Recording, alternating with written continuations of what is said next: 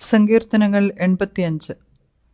കോരഹപുത്രന്മാരുടെ ഒരു സങ്കീർത്തനമാണ് ഇത്. ഇസ്രായേൽ ഏതോ ദേശീയമായ വിപത്തിൽപ്പെട്ടപ്പോൾ, പ്രത്യേകിച്ച് ഫെലിസ്ത്യർ ആക്രമിച്ചപ്പോൾ എഴുതിയെന്നും സങ്കീർത്തനക്കാരിലുള്ള പ്രവചനാത്മാവ് ഭാവിയിൽ വരാൻ പോകുന്ന ശുഭകാലത്തെക്കുറിച്ച് ഇതിൽ പ്രതിപാദിച്ചിരിക്കുകയാണ് എന്നും സ്പർജൻ അഭിപ്രായപ്പെടുന്നു.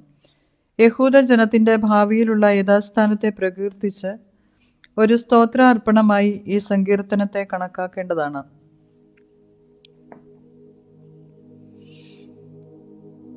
യഹോവേ, നീ നിന്റെ ദേശത്തെ കടാക്ഷിച്ചിരിക്കുന്നു, യാക്കോബിന്റെ പ്രവാസികളെ തിരിച്ചു വരുത്തിയിരിക്കുന്നു. നിന്റെ ജനത്തിന്റെ അകൃത്യം നീ മോചിച്ചു, അവരുടെ പാപമൊക്കെ നീ മൂടിക്കളഞ്ഞു. നിന്റെ ക്രോധം മുഴുവനും നീ അടക്കിക്കളഞ്ഞു, നിന്റെ ഉഗ്രകോപം നീ വിട്ടുതിരിഞ്ഞിരിക്കുന്നു. ഞങ്ങളുടെ രക്ഷയുടെ ദൈവമേ, ഞങ്ങളെ യഥാസ്ഥാനപ്പെടുത്തണമേ. ഞങ്ങളോടുള്ള നിന്റെ നീരസം മതിയാക്കണമേ. നീ എന്ന് ഞങ്ങളോട് കോപിക്കുമോ? തലമുറ തലമുറയോളം നിന്റെ കോപം ദീർഘിച്ചിരിക്കുമോ? നിന്റെ ജനം നിന്നിൽ ആനന്ദിക്കേണ്ടതിന് നീ ഞങ്ങളെ വീണ്ടും ജീവിപ്പിക്കില്ലയോ? യഹോവേ, നിന്റെ ദയ ഞങ്ങളെ കാണിക്കണമേ, നിന്റെ രക്ഷ ഞങ്ങൾക്ക് നൽകണമേ. യഹോവയായ ദൈവം അരുളി ചെയ്യുന്നത് ഞാൻ കേൾക്കും.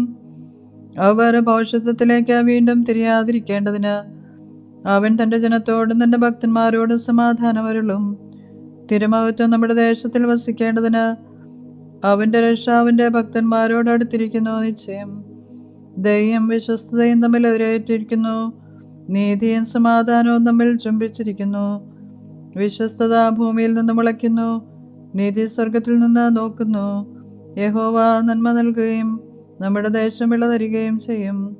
നീതി അവന് മുൻപായി നടക്കുകയും അവൻ്റെ കാൽച്ചുവടുകളുടെ വഴി നോക്കുകയും ചെയ്യും. ദൈവമേ, എനിക്ക് യോഗ്യമാവുന്നു, വാർക്കുമോ.